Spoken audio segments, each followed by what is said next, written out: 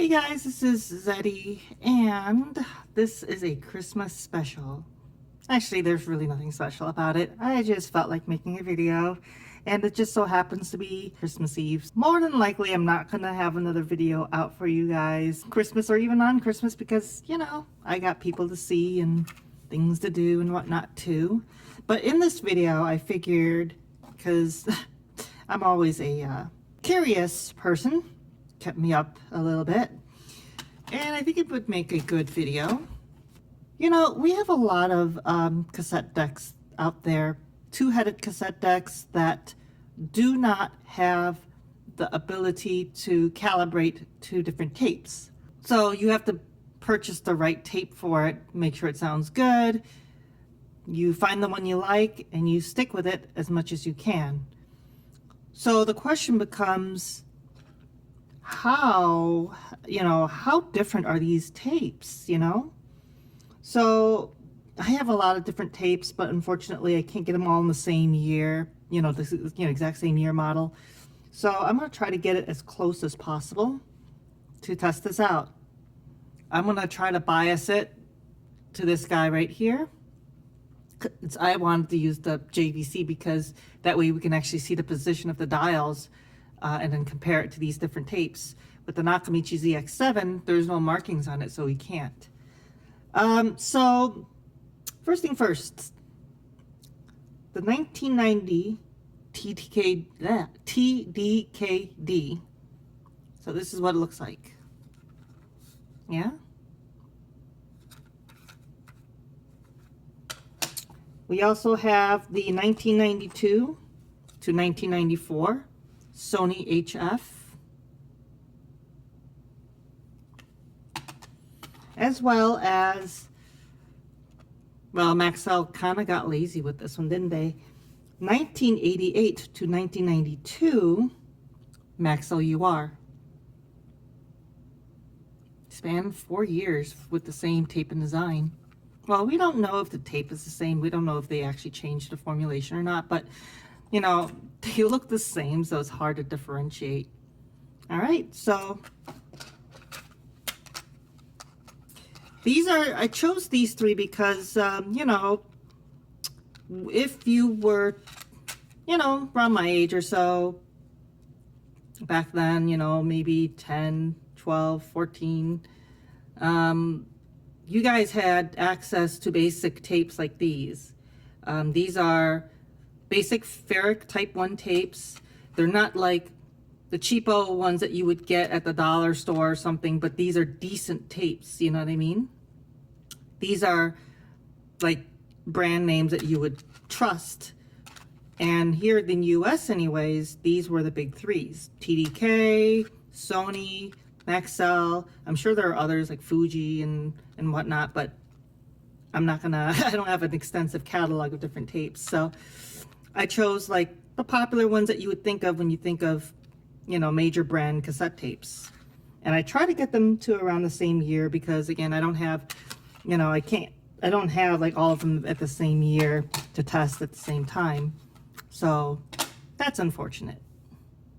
So let's bias these up. Let's see what the relative positions are, and let's see how they sound.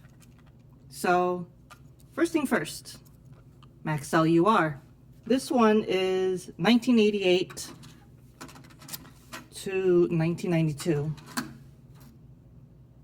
So let's calibrate. These are all centered, by the way. Needs a little more positive bias. I'm sorry, level and positive bias.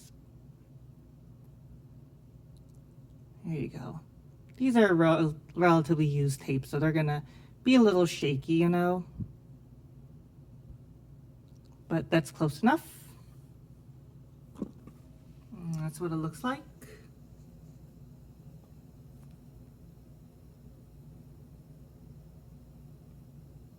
And that's for the Maxell UR.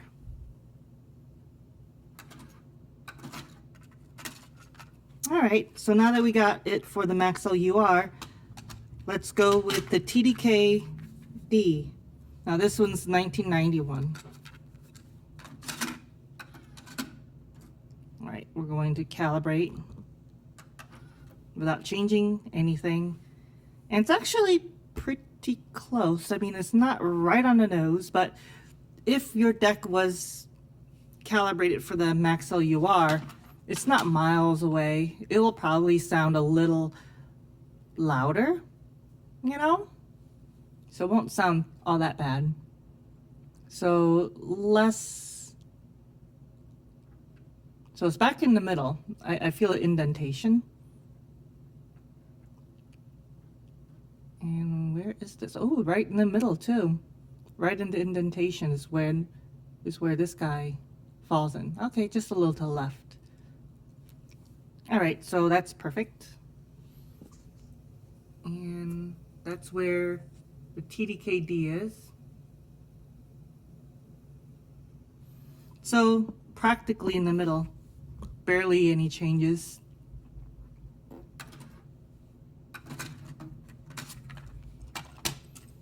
Now, this is the 1992 to 1994 Sony HF.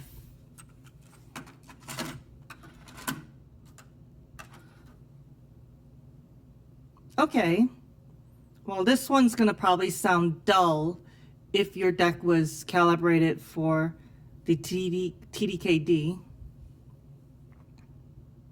So let's bring that down a little bit. Wow, requires a lot of negative bias. All right, so there we go.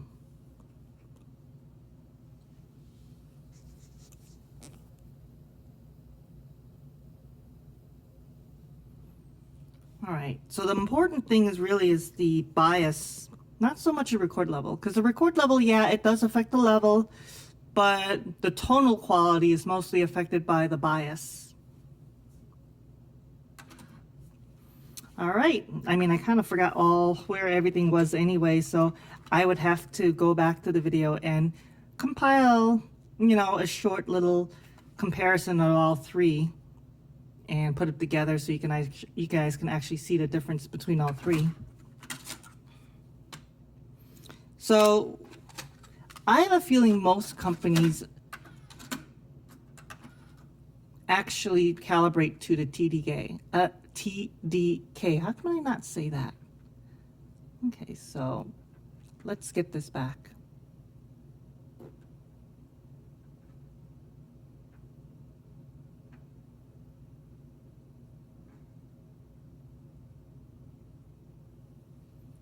All right, so that's where we are for the TDKD. Let's just get back to that. All right.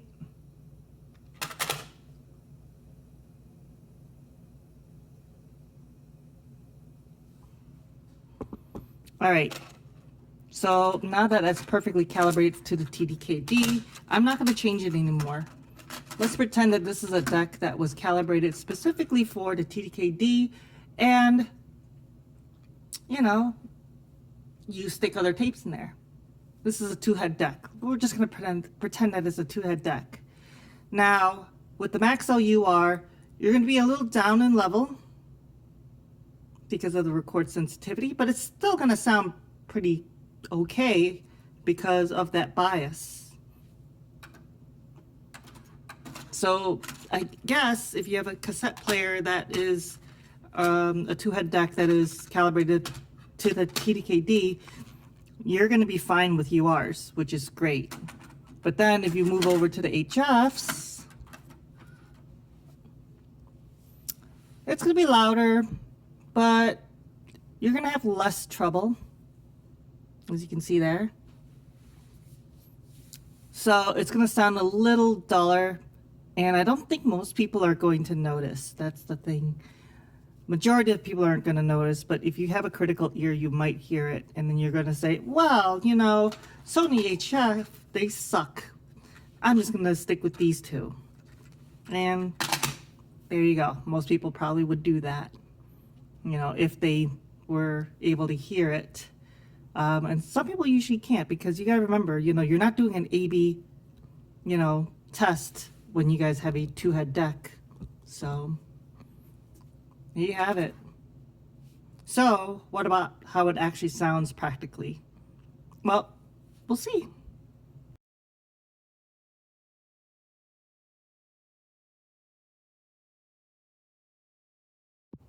All right, guys, the first test we're going to do, we are going to pretend that the deck is calibrated for the TDK-D, which is this guy right here. And as you saw, it was perfectly calibrated to it. And I'm not going to change it. We're going to record something on here. We're going to listen in. Then we're going to do the same with these two without changing the calibration, simulating a deck that was factory calibrated for the TDK-D and didn't change. And obviously the owner wouldn't be able to change anything else. So we'll see how that goes. All right, guys.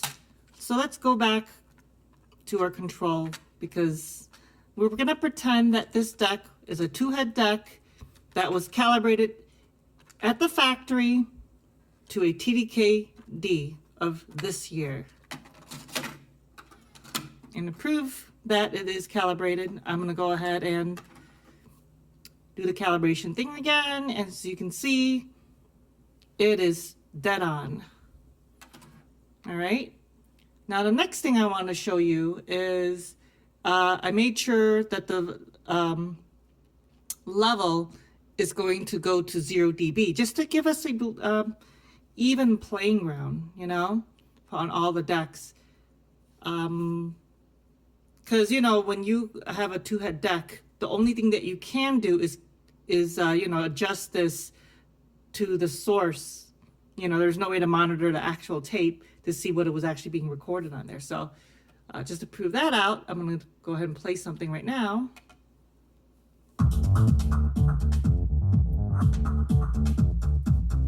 And we're at 0 dB.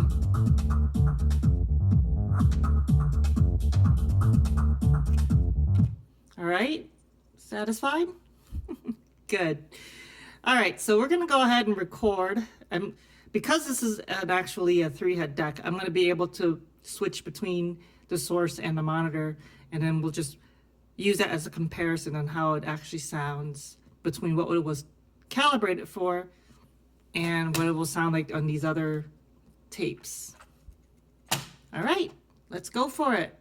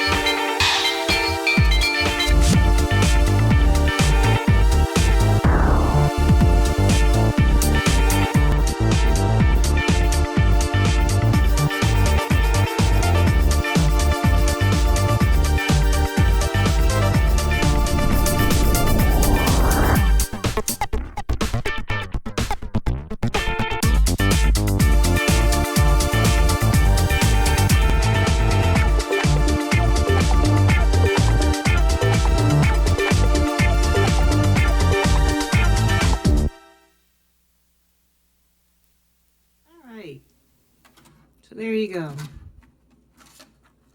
That's the TDK-D. So now let's go for the Maxell, which is supposedly should be the closest, you know, especially when we were looking at those calibration meters. So yep, it's a little down on the level, but the bias is close. So it should sound similar enough where Most people aren't going to notice. So let's go for it. Let's check it out. Oh, by the way, I'm not recording using Dolby at all. This is all no noise reduction. And I'm not changing the level.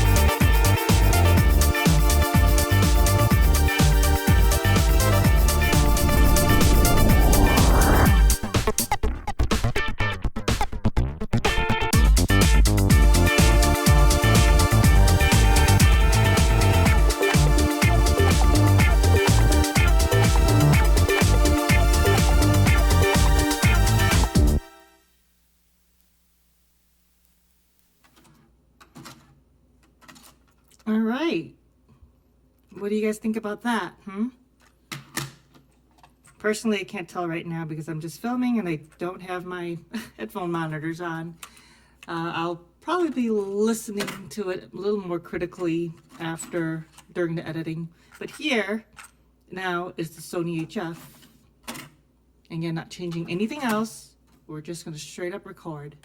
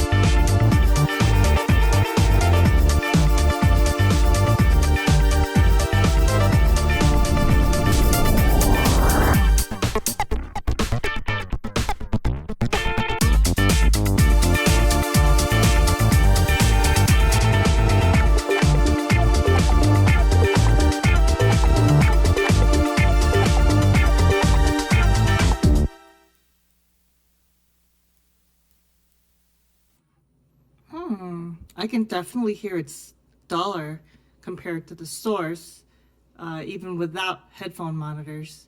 I forgot to show the calibration on this thing, so let's do that really quick.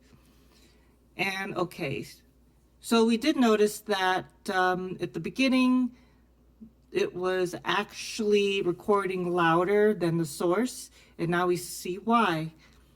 This tape is way more sensitive than the other two, so it has more MOL. But we can also tell why it was dull because the bottom part, which is the bottom level or meter there, is the bias, and it's actually lower than the other two, you know, using that calibration. So it's going to sound duller than the other two. So it all makes sense, doesn't it? And now we actually have proof. All right, well, let me get this editing, and hopefully this is educational. It was definitely educational to me because I wanted to actually see that the actual differences and everything. I mean, kind of quite bothers me that you know, we have these decks now. You know, we for the people who can afford 3-head decks that can calibrate level and bias. You know, you don't even need a Nakamichi ZX7 with all the various controls and stuff to get like a really good recording. Something like the JVC, you know, that I have here that gives you a minimum of the level and the bias will make pretty good recordings as is. And if you don't have the level, you just have the bias. And of course, sometimes with some decks like my other JVC where it's just the bias and there's no tone assist for calibration, that's the next best thing, right? So you can switch between the source and the tape, you know, and use your own ears to adjust the bias. But those were not the decks that I got to use as a kid or even as a teen, you know.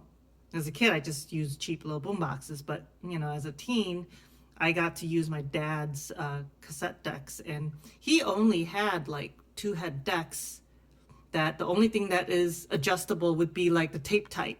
You know what I mean? These are automatic, by the way. You know, as you guys already know, at the top of the cassettes, there are all these little detection holes. A lot of the newer decks basically just detect them, but like the ZX7, everything was manual back in those days. Our 2-head deck was also didn't have the automatic tape type selector, so we had a manual one, you know, that goes from normal, high to metal, you know, those 3. So really, you know, I always thought that they were all the same, you know, all the tapes were the same, but, you know, as I know now as an adult playing around with cassettes in 2019, almost 2020, Happy New Year, by the way, you know, that's not the case. You know, there will be these minute little differences, and choosing the right tape for your deck really makes a difference, especially if that tape deck does not have the ability to adjust the bias. So take that into account. Now that's especially even true for some of the higher end decks that are 2-heads, like that one right there. That's a Nakamichi RX 202. It's a 2-head deck. I honestly do not know what this is calibrated for internally, but whatever. You know, this is actually one less thing that people have to worry about. So whether it sounds good or not, really, it does depend on the tape. Sometimes people don't even care anymore. They just like, whatever, I'm just going to record. You know, whatever, however it sounds like, that's the way it's going to end up. You know, as long as you buy, you know, brand name tapes like TDK, Maxell, and Sony, you'll be okay. Even with the Sony one, it's a little dull. You may not hear the difference because you can't really compare the source to the tape anyways. You'll be satisfied. It's good enough. And that will be that. So, all right. Well, this is probably be the last video for 2019 from me. Until 2020, you guys have a Merry Christmas and Happy New Year. Bye.